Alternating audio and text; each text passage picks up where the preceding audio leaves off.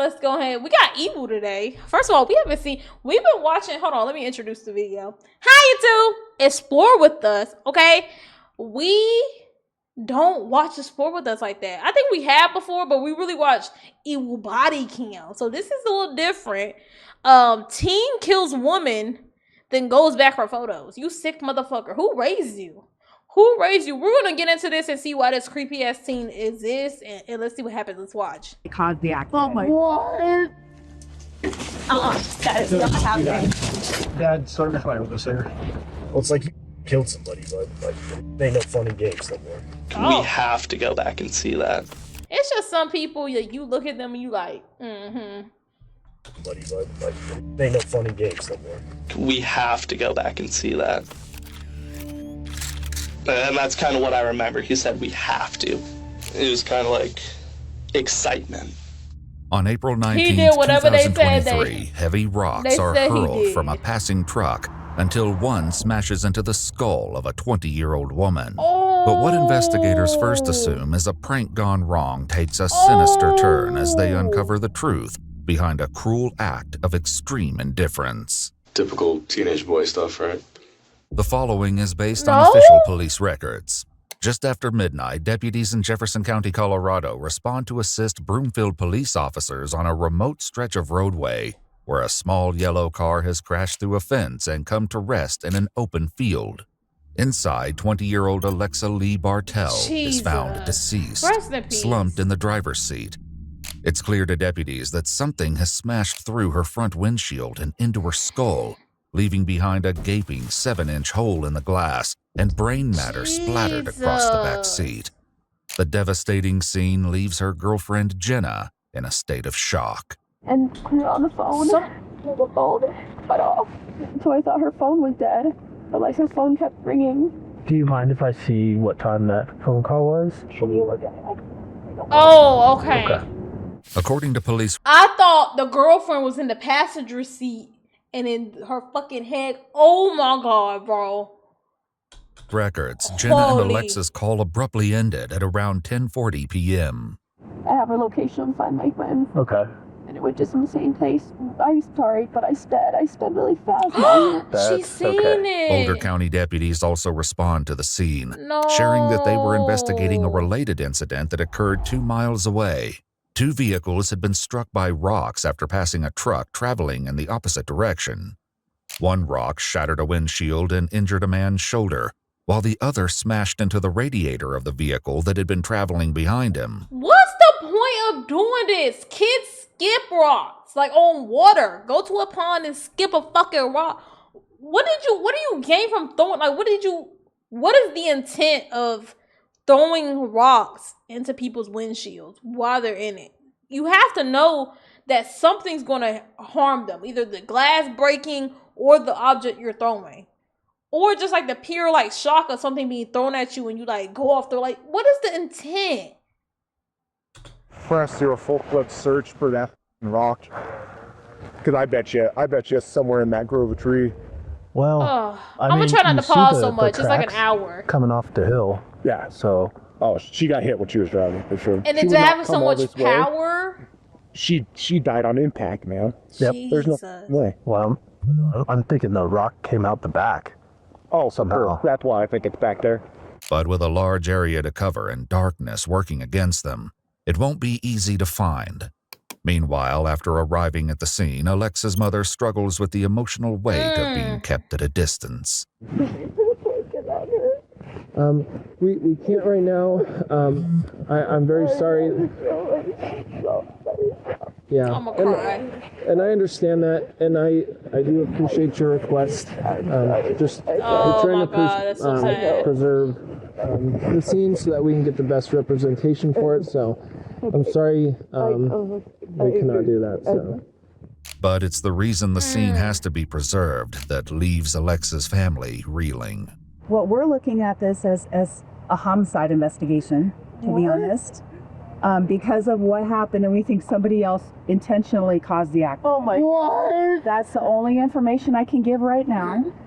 So that's why we want this to be very slow. We believe this is more than a car accident. When a man contacts police to report criminal mischief, deputies identify their fourth victim of the Bro, night. hearing the families, bro, is heavy, bro. Oh my God. Because we watch a lot of these crime videos, and, you know, although I do feel the impact of the video, it's still like I'm through the screen, but like you're hearing the people who are genuinely like the most affected by it, and it's just like. They arrive at his home to observe the damage and question him in the hopes of uncovering any potential leads. Did you know what hit you? No. No, I pulled over right away, and there was a car behind me, and they came up beside me. I was like, did you see what happened? And there was two cars that flew by northbound when this happened. I mean, it hit just right. It shattered both the windows. Yeah. Jesus, they were trying to kill multiple people, bro. Unfortunate. Had you had passengers for sure. Yeah. I mean, the glass blew all the way into the other side of the car. Yeah. Deputies document the damage, photographing the shattered glass shards and what appears to be the point of impact. Yeah, it was like a shotgun went off in my car. I was like, holy cow. Yeah. Scared to look at it. Well, and to shatter both windows, thinking it That's would going have to had be to huge. be something bigger at least. The incident draws chilling parallels to a 2017 murder in Michigan, where multiple teens were convicted after a rock thrown from an overpass smashed through a vehicle's windshield, killing a passenger. Oh, my Given the similarities, the deputy entertains a disturbing possibility. If it's kids, they don't make good choices, and unfortunately, their choices, they made some extremely poor ones. I was like, it's not that these kids were being out to hurt people. They were just doing things like in the same realm as mailbox baseball. Yeah. Except they were just throwing in rocks at cars. And But some type of common sense gotta kick in, though. And I'm not saying either one is good, but you know when they say mailbox baseball is self-explanatory, you go around hitting the fucking mailbox off with a baseball bat. You know you can see that there's nobody around. You know what I'm saying? You're hitting it into like a open yard. Even though they're both so bad, I'm probably sure there was some type of accident with it. There's probably some case, but you throwing a rock at a moving car purposely, it's like, what do you think is going to happen? You're obviously shattering something. You're hitting something. You're hitting somebody. Like, some type of common sense got to kick in. You probably have no idea what kind of damage ended up coming. Absolutely. But investigators would later learn the truth is far worse and look back on this assumption with sickening clarity. The following morning, deputies find what they describe. Oh my God, I just remember that they went back for photos. A fist. So that means they know what happened and they was geeked. Sized rock near the shoulder of the roadway where Alexa's car veered into the field, as well as blood and biological matter in the street. As news of the incident spreads, more victims of the rock-throwing spree begin to emerge, including a young college student named Lux, who shares photographs of the injury she sustained to her neck when a rock came crashing through her windshield. That's the deepest cut. It was still weeping a little this morning. Okay. But other than that, there's no permanent damage. Yeah, that's the rock. Where did the rock actually, did it come in the front? It came in the front, and something else must have hit the back, is our theory. Where's blew out your back window too? The rock is still in the car. The right, rock, but I mean, your back window was broken out by this whole incident. I'm not sure if it was the same rock or a separate rock. I'm not. You started with a windshield, and after all this, I did. Okay. I think the freakiest part of this whole thing was continuing to drive down that dark road with hearing the windshield break apart. I'm glad that you're okay. Yeah, I'm glad I'm okay too. It was pretty scary. We reasoned that if that had hit me in the head, I probably would have died. And that's what happened to the other girl. Just like Alexa's car, the rear windshield of Lux's Acura has been completely shattered. Do you think that it might have gone through and hit the back and bounced back in? Possibly, but the indentation on this middle seat here would suggest otherwise. Yeah. That's odd. That's what makes me say if that had hit me in the head, I wouldn't have been it. Yeah. Because a 3-inch indentation like that in my skull, if I hadn't been killed on impact, I would have lost control of the vehicle. Things take a turn when another victim comes forward, this time with dash cam video. He brings up the footage on his laptop, sharing it with the investigator. So my wife and I are driving. Here's the pickup. This is at the bottom of the hill on Elkhire. Van Arsdale's right there. Did you hear that? There's an image that's pretty cleanest good. I Yeah, come up with. it's definitely And dark. the headlights and the chrome makes me think that's a Ford pickup. On April 24th, the Jefferson County Sheriff's Office posts to Facebook asking the public to contact them with any information that can help them solve the murder of 20-year-old Alexa Bartell. Jesus. The following Rest in day, peace. they receive a tip from a teenager named JB that changes everything. So Wednesday, this kid named Joe, he used to work here. We hung out for a little bit, and we go to the Walmart in where is it? It's by Westy there. It was Joe, God, what is his name? Mitch, and some other kid named Zach, and they're grabbing like a load of rocks, like, I don't know, the rocks they have outside of Walmart there. Oh. They're loading them in the truck. Walmart do have these type of rocks. At that point, I was like, all right, like, take me home. I'm not, like, involved in whatever the y'all are about to do. But I get home, and then come to find out, I'm driving to work the next day, and Indiana's closed. And what the is that? And then come to find out, this lady's dead, 20 years old. Additionally, he claims the truck they were driving that night is dark in color, similar to the one seen in the dashcam footage. Investigators can't help but question why he didn't come forward sooner. I didn't really think anything of it, because at that time, you guys were looking for a white pickup, so I was like, oh, maybe in the slightest there's somebody else doing dumb like that, I guess.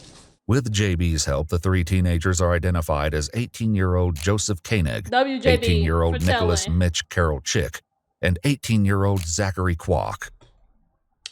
Mind you, other 18-year-olds are like happy that they're adults, about to get out of high school, trying to sneak a drink, trying to go have, a cute little party, ready for, and this is what y'all dusty ass is looking like, throwing rocks.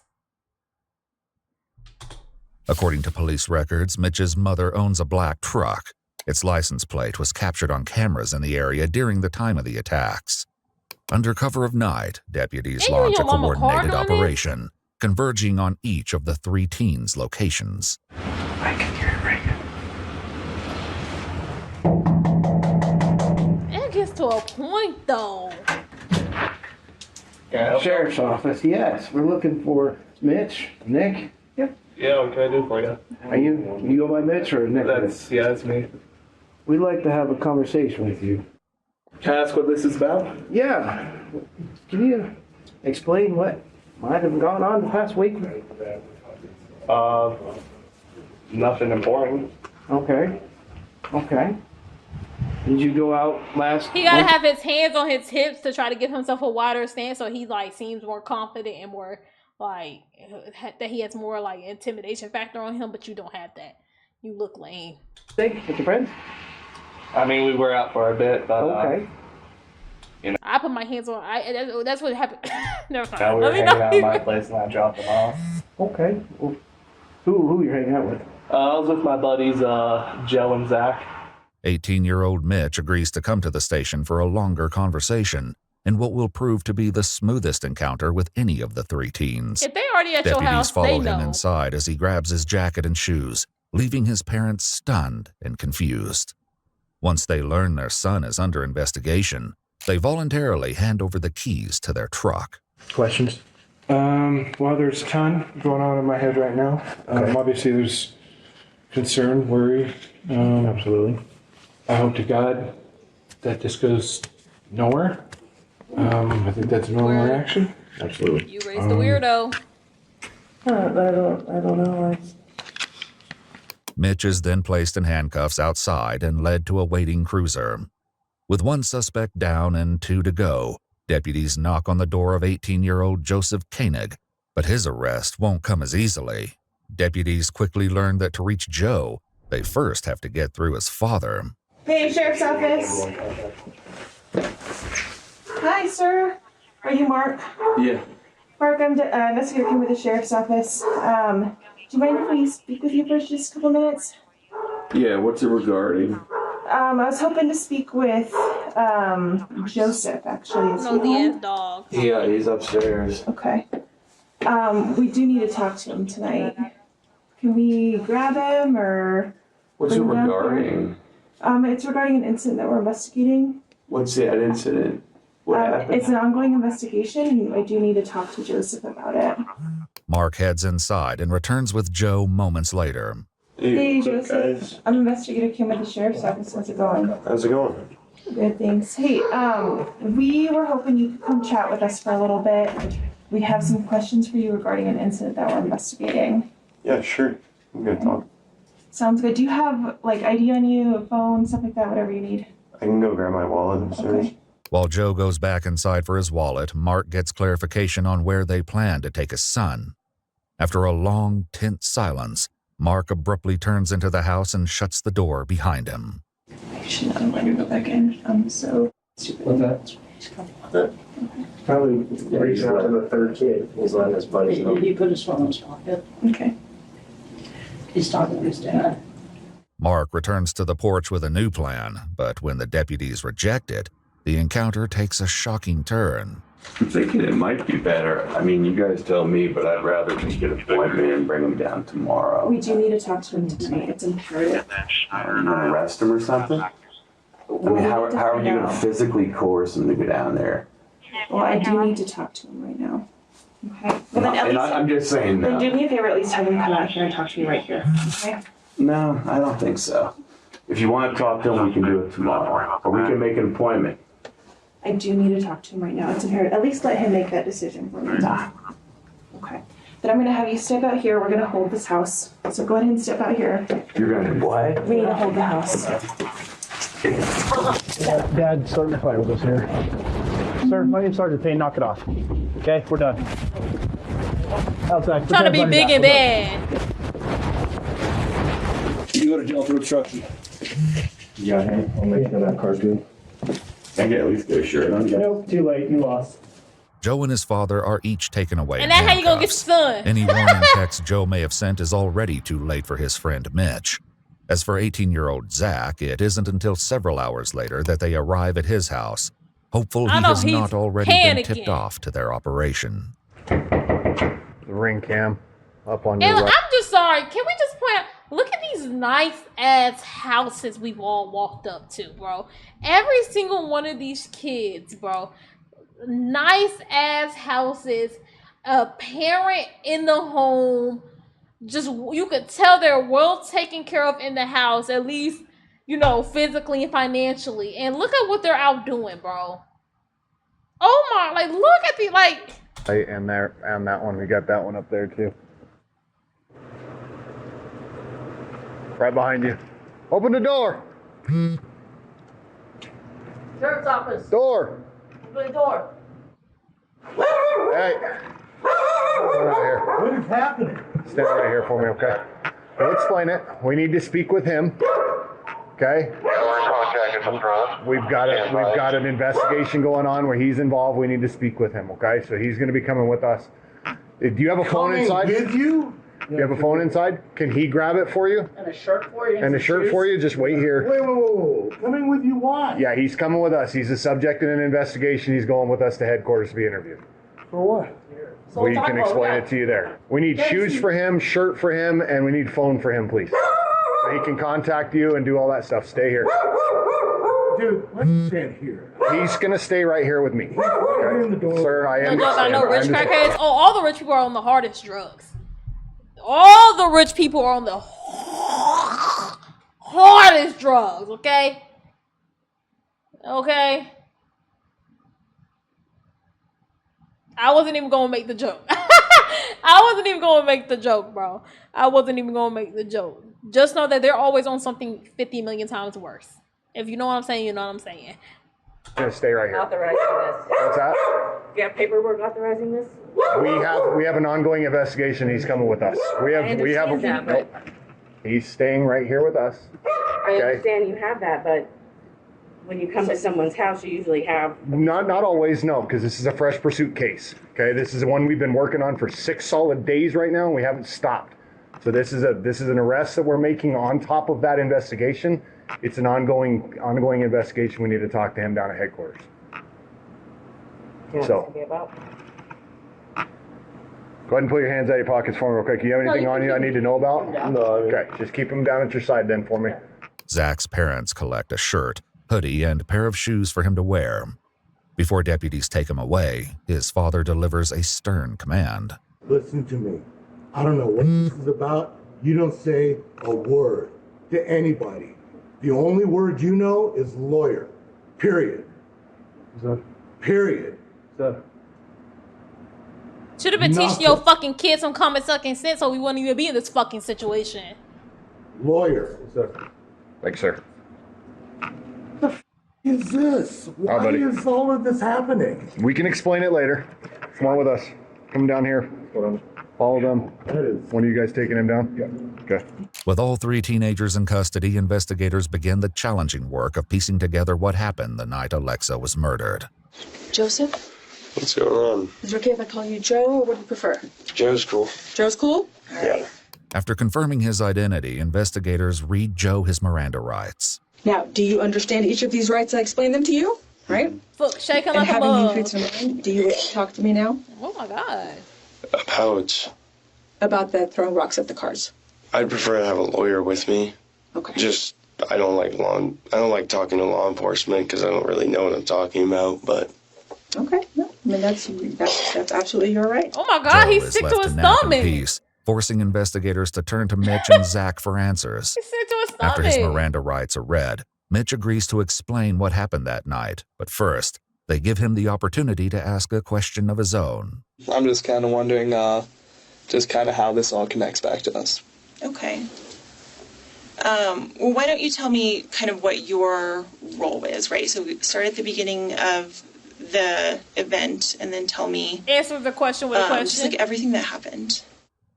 So, Zach had this idea to go throw rocks at cars. It's really that. Y'all be doing crimes with people thinking everybody gonna hold it down, nobody gonna snitch, everybody got some big dogs.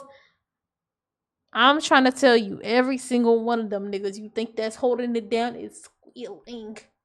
Squealing. Shit, I'm squealing. Let me tell you what happened. 8:03 a.m.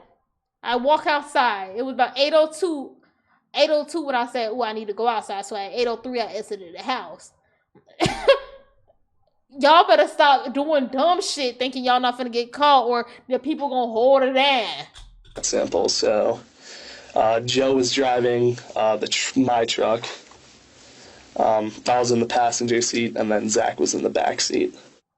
I don't even know how he brought it up or why, but like, I don't know. We just went on with it.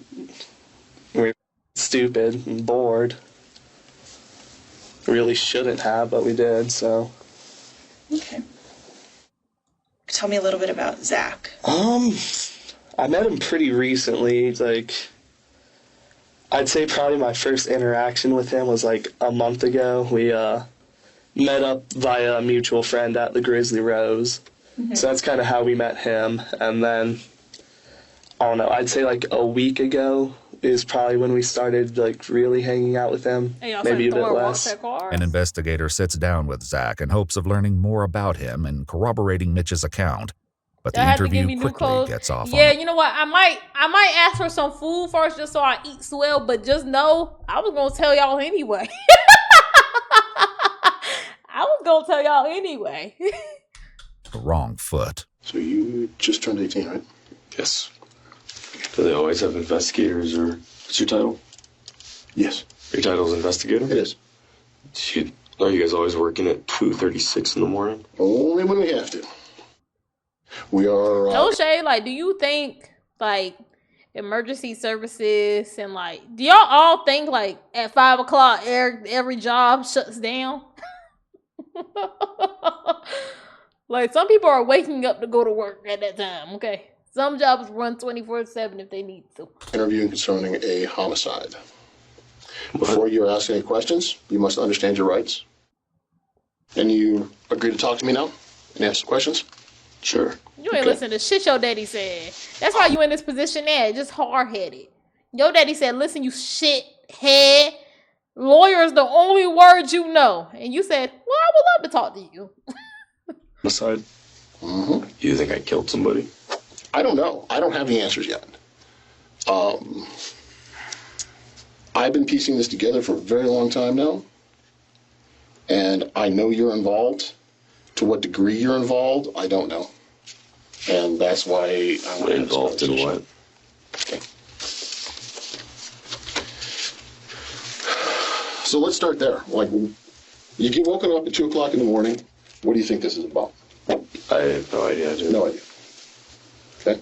All I know is there's a bunch of you guys outside my door waking up my dog. While Zach remains unforthcoming, Mitch continues his story of Here what go, happened. he's smirking. He just started like throwing them at parked cars at first, and then he started throwing them at cars that were oncoming. And who was throwing the rocks at the parked cars? It was Zach, yeah.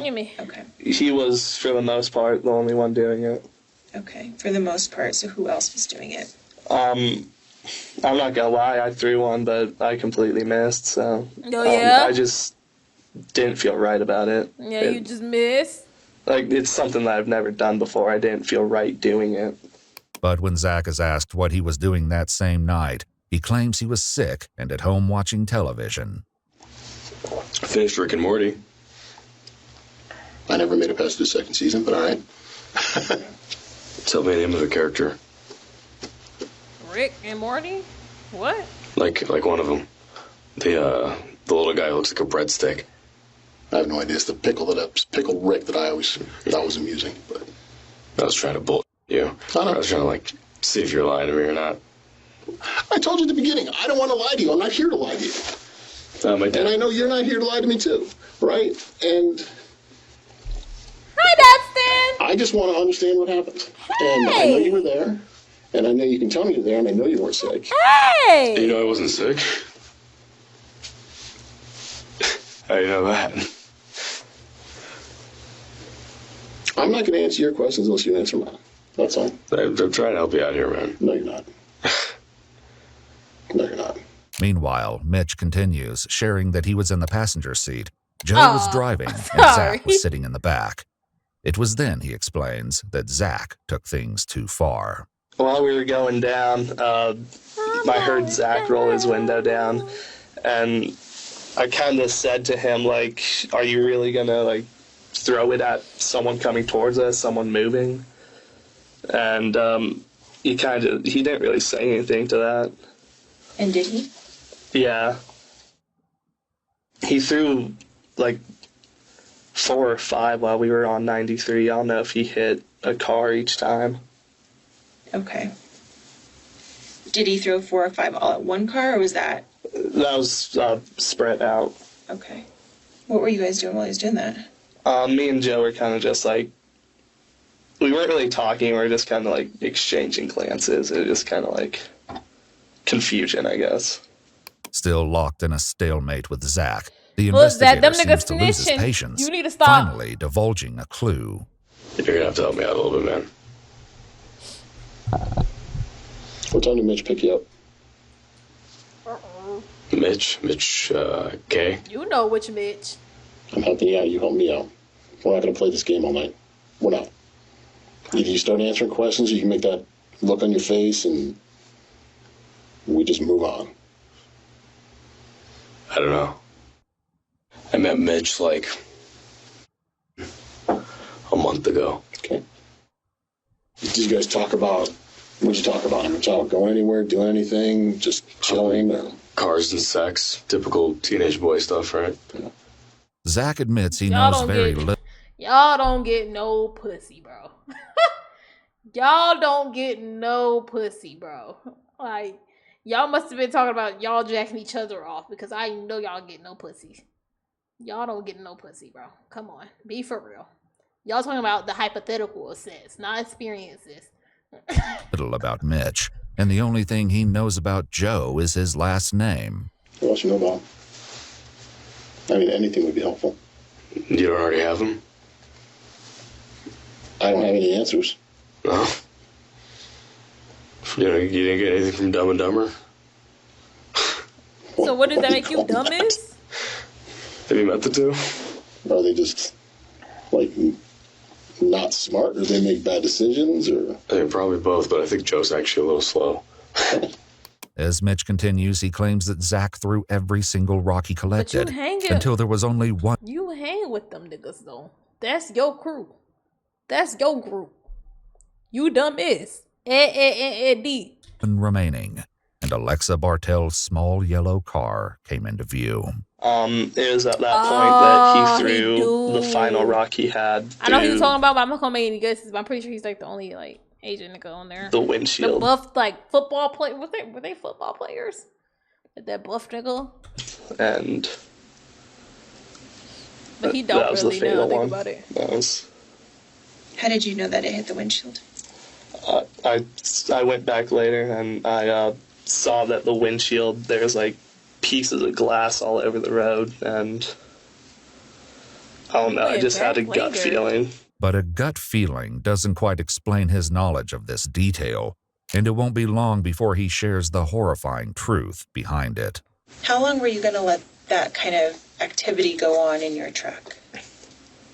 I mean, obviously I wanted to stop it, but it's just a difficult situation to face. Nigga, lock the fucking windows. He's like, oh, so hard to get these niggas to stop. Roll up them windows and lock them. It's not that hard. Because obviously he's gonna do it to someone's vehicle, or throw it at someone oncoming. What's he gonna do to me when I'm sitting 3 feet from him and I'm like, hey, stop that, get out of my truck, walk your home. Okay, so it sounds like you have the words for something to make that stop. It's difficult, at least for me in the moment. Like I said, I'm hard with confrontation. After the fact, I could tell the goal was to destroy stuff, damage stuff. What was his reaction when he hit the cars? Excitement. It was really off-putting. And then when he missed the cars, he was disappointed. How did you know he was excited or disappointed? He'd yell out, he'd cheer, when he missed the cars, he'd be like, no, I was so close, you know? No. It was just strange I don't behavior. believe shit. Well, I guess it's really odd to see in the moment, like this odd sense of... But you not this damsel in distress, you weird ass. I know you not. Look at you. Accomplishment, I guess. Kind of in the way that he exclaimed when he hit them. What did I do to warrant this? What do you think you did? You obviously know this conversation's going somewhere, and obviously those two are involved. Well, yeah. Right? And every time we start getting to this uncomfortable spot, you reach down to pick up that glass, right? Yeah. So I need you to help yourself, help me understand what happened that night. And I know you know. And I know you have more than you're telling me. Help me out. I am. I've been trying to help you. I know need you to help me. there. Mitch explains that he and Joe met up later that night after they realized the last rock Zach threw from the moving truck had caused Alexa's car to go off the road. I met up with him after I got off of work, and we just kind of said that we're just going to cut off all communication with Zach. Was there any thought about speaking to law enforcement at that point? The thought ran across my mind, but I felt nervous. I felt like I was going to get roped in or thrown under the bus for what Zach did. As the investigator seems to reach the end of his patience with Zach, Bro, they threw fucking rocks at fucking moving cars, like 6 different random cars. One of them was through one girl's like fucking windshield, like cut her neck or something. And the other one fucking bashed a girl's head in and like splattered her fucking head, and she died. Divulges more information, but Zach's response is about to challenge everything they've been told so far. You want info? Here's info. You've been implicated in throwing the rock that hit Alexa Bartel in the head and killed her. How? Give me something that's going to refute that. Okay? Because I think it's true. I think you guys are all been running around I've given you the opportunity to tell me a story that fits. And all you're giving me is just nonsense, right? So here's the story. This is what I know. You're in the car. You're with Mitch. And you're with Joe. Slow the story down for us. You picked up the rocks. Suspense. And you threw them out the window. You think I did all of it? That's what I'm being told. Now this is your opportunity to tell me otherwise. Being told by who? Who do you think? By Dick. Who would know that information? Come on. Let's be real. I didn't throw the rocks. Who did? The driver. Okay. When, why, where, and how? I don't know why, because they're idiots. Okay. But I just sit in the back seat and watch them do this, and they laugh about it. I was like, oh, okay. Okay. I didn't throw one. Not a single stone was thrown by me. However, the accusation naming Joe as the one who threw the rocks comes as little surprise to investigators. When JB first turned the trio in, he warned them that Joe had a dark past. Oh, shit. He has a history of doing like that. Yeah, I've actually witnessed him do it a couple of times. Just vandalism, just causing chaos. Like, I've asked him before, I'm like, why do you go out and break and do that? So this story fits more from what we know like about these people. Killed somebody, but it ain't no fun and games no more. But what Zach reveals next makes it seem as though a game is exactly what it was, with unsuspecting drivers reduced to moving targets. Mitch would use, marine terminology. Like what? Like contact right, contact left, fire, stuff like that. Okay. How did Joe respond? Throw a rock. He also claims that it wasn't just him who picked up rocks at the Walmart, but all three of them. God damn it. Rocks in my shoe. Where did those rocks go? Where did they go? In the car. Well, until we started driving, I had them at my feet, and then I started handing them up to Mitch. Okay. Because I didn't want to have anything to do with it. I'm just going to handing them up, not having anything to do with it? If they're not by me, not doing anything with them. Okay. It's just stupid crime. Yeah, it is. But while Zach downplays the severity, many are left to suffer the horrific consequence. Somebody is dead. He's not getting set free, gangy. Somebody's dead. They knew they're dead, and they sat on this bad boy piece of information for a week. He's not going off with nothing. There was a glass in my eye, in both eyes. And this the one who survived. I was able to rinse some of it out with saline, and the remainder came out overnight.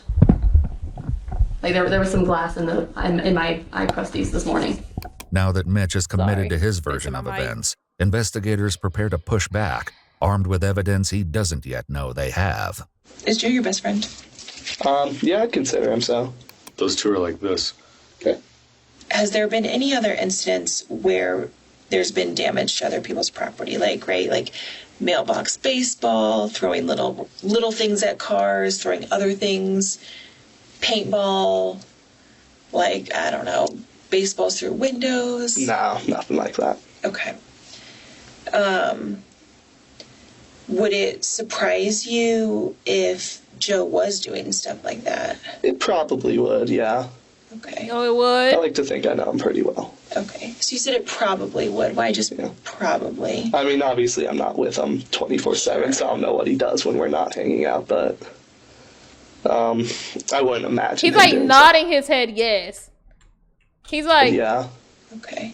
I like to think I know him pretty well. Okay. So you said it probably would. Why just He stopped. Probably? I mean, obviously I'm not with him 24/7, so I don't know what he does when we're not hanging out, but I wouldn't imagine him doing something like that. Okay. Though Mitch paints Joe as harmless, a teen who has known him since middle school describes a far darker persona. If he didn't like you, he made your life horrible. Like he's a huge bully.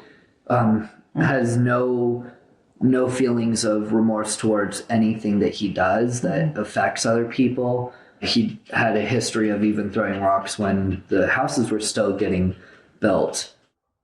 He's always been off, and I kind of noticed really how off it was that he continued doing things while everyone else was maturing and starting to not do as much of these stupid destructive things. He continued to do them. So he did put on a facade that was very, like, a facade that was like super good at concealing who he truly was. So he could be charming. Yeah. And that was one of the things that only people who were close to him really could get past and see that, oh, there's something more going on here. Yeah. Do you recognize anyone in that image? Yes, I do. Who do you recognize? That's Joe. That's me. Okay. When was that taken? A month ago. Okay. Roughly. What are you holding? That's a statue head that we bought off of some dude. Okay. What did you do with How the fuck they get this picture? We dumped it in a dirt lot.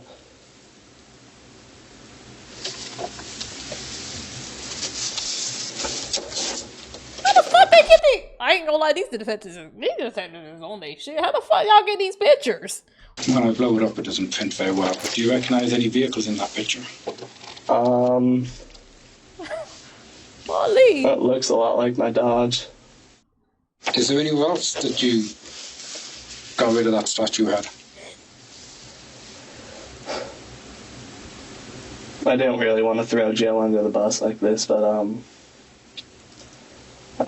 I was driving, he was in the bed of the car, and he threw it out of the truck. Everybody but you, bro. Like, what? You gotta listen to when people talk, bro.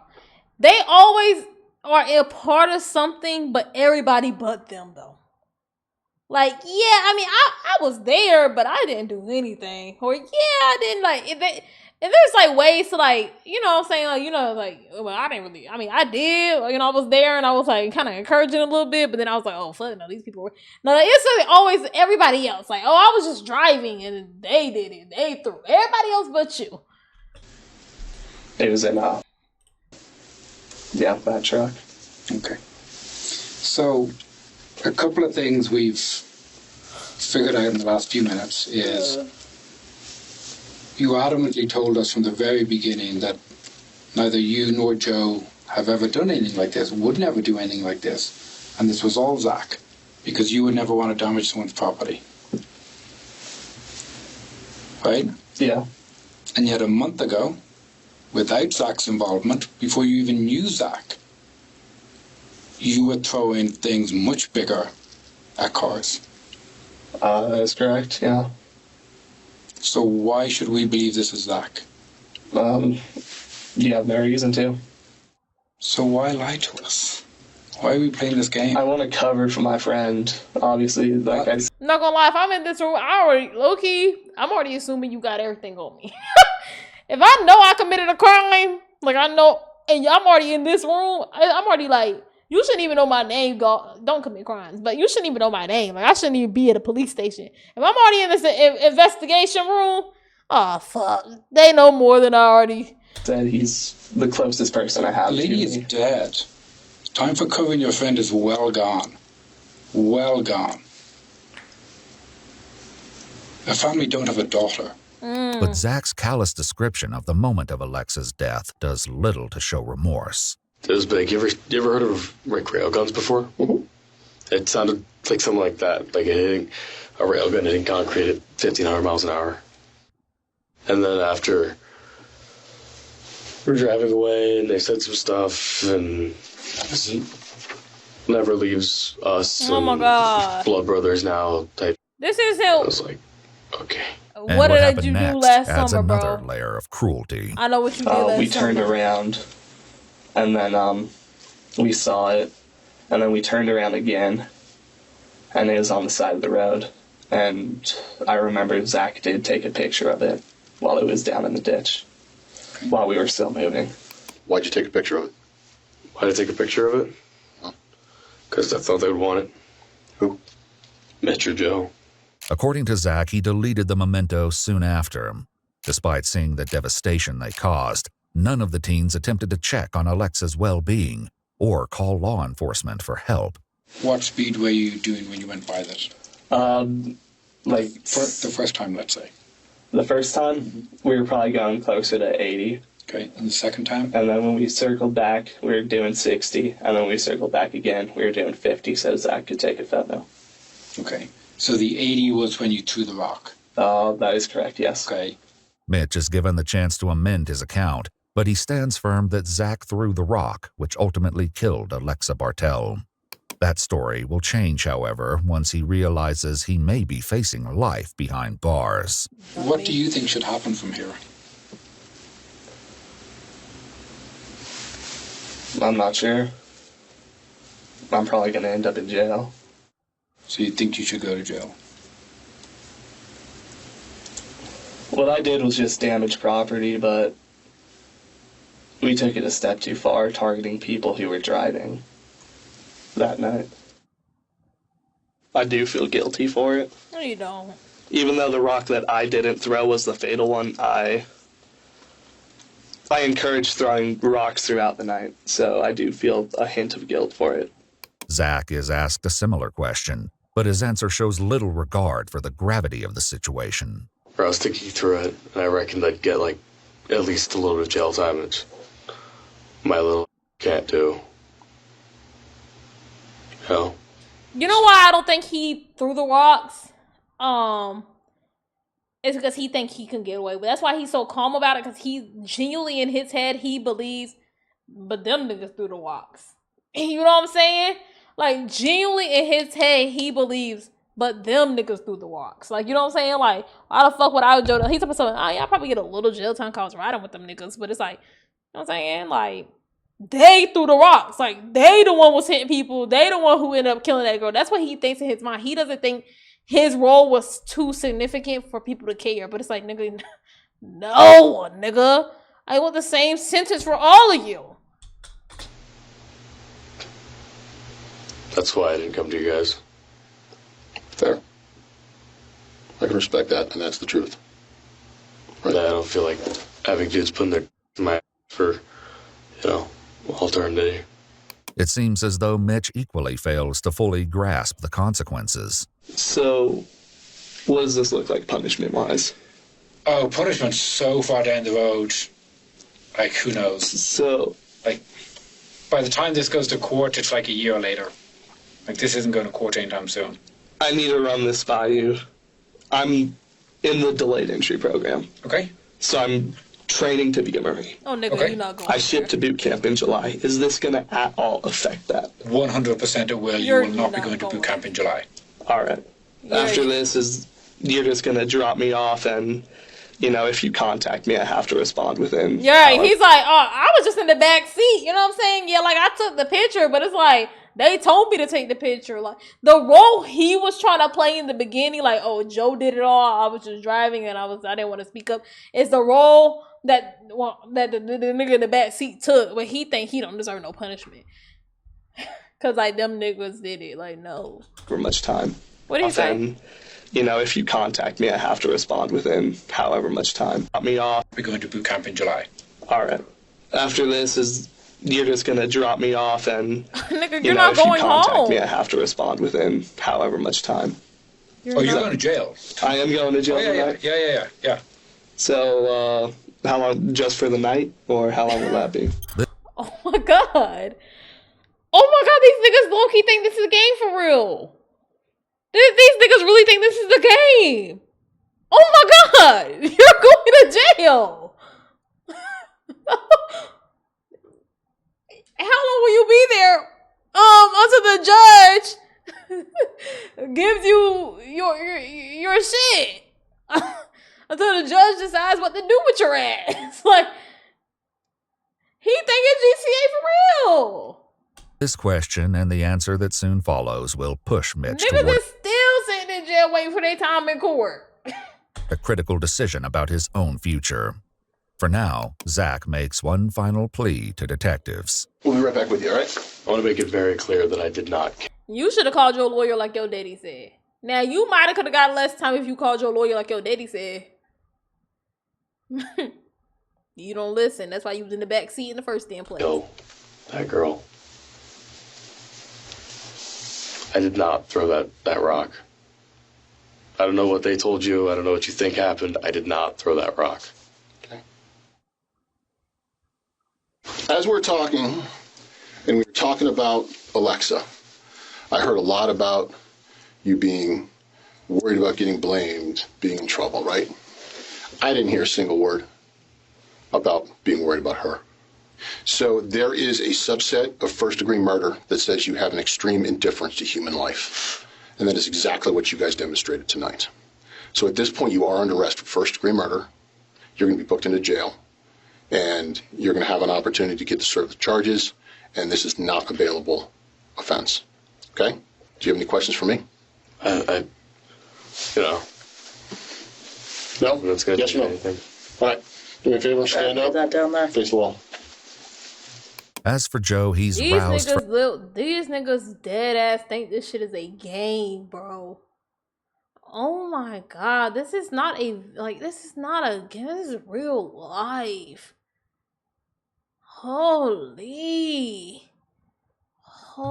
God. from his nap and also placed under arrest. Because of your involvement in this incident, you are being charged with first-degree murder by showing an extreme indifference to human life. Okay? Each teen is handcuffed and taken to jail without incident. By morning, Joe's mother, who is overseas in Germany, contacts law enforcement after attempting to reach her husband and son to no avail. I can tell you is they are okay. Your son was arrested on murder charges, and your husband is in our jail on obstruction charges. Okay, sorry. It's okay. I understand this is not the best phone call for you to receive. I know you've been trying to get a hold of us. We've had an ongoing case. I don't know if you've been following social media or anything. So it was in reference to the incident with the rocks being thrown through the cars. Your son was involved. Oh, God. 9 months later, Mitch returns to the interrogation room missed with his boot attorney camp. and one of the prosecutors on his case. Under a proffer agreement, he revises parts of his first interview. He now admits that all three teens took part in throwing rocks from the moving truck at passing cars. It felt wrong going against the person versus just going after You only crying because now you done served time. You seen what the rest of your life look like. You not fooling me. When you thought this shit was a game, you like, I don't give a damn. Okay.